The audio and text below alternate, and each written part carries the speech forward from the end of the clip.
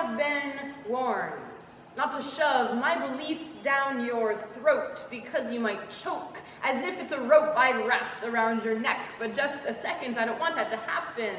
So if you feel trapped in facing suffocation from the words that I'm saying, then cover your ears.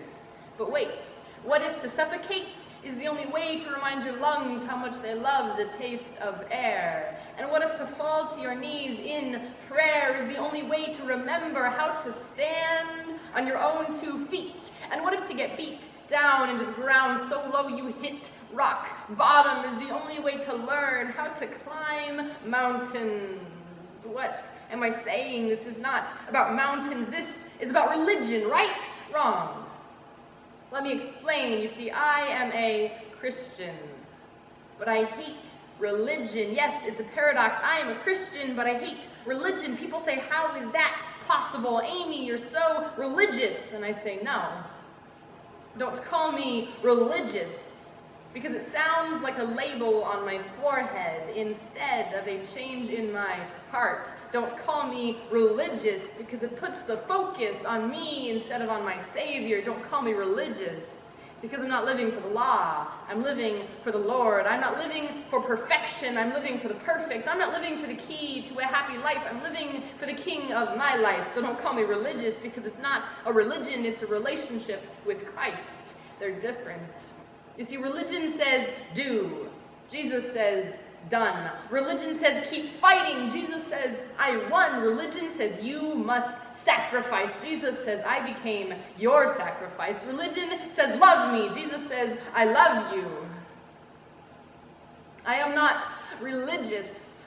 I am a follower of the risen King, Jesus. I am not religious. I am a beloved daughter of God. And people say, well, that's great, but that relationship is just not for me. And I say, why? And they say, Amy, your life is perfect. It's easy for you to serve God. You haven't faced the hardships I've faced. You don't know what it's like to go through what I've had to live through. And you're right. I cannot comprehend the situations other people are forced to face, and it would be a lie to say that I always understand how you feel, because I have not walked in your shoes, no matter how much I pretend that I have. But I do know what it's like for life to be hard.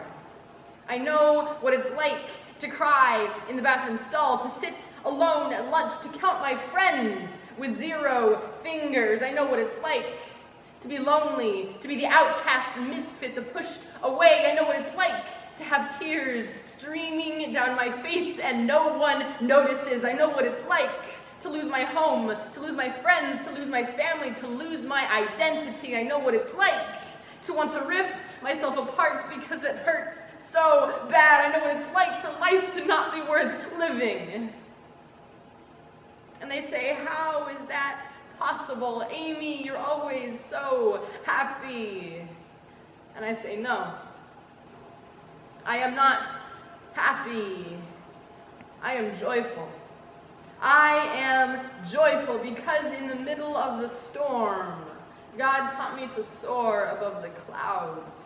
I am joyful because at rock bottom I reached up into his arms. I am joyful because I know what it's like for the pain to be lifted, the burden to be shifted, the joy to be gifted. I am joyful because I know what it's like for the King of creation to wipe my tears and say, child, you are loved. I am joyful because I am thankful.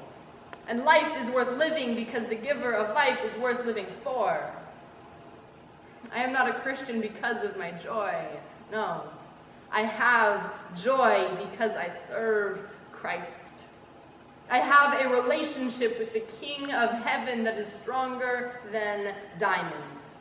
I have a Father who will never leave me. I have a friend who will never fail me. I have a teacher who will never give up on me. I have a Creator who calls me his masterpiece. I have a Redeemer who calls me friend.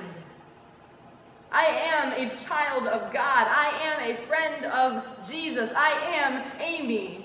My name means beloved, and I am beloved by God.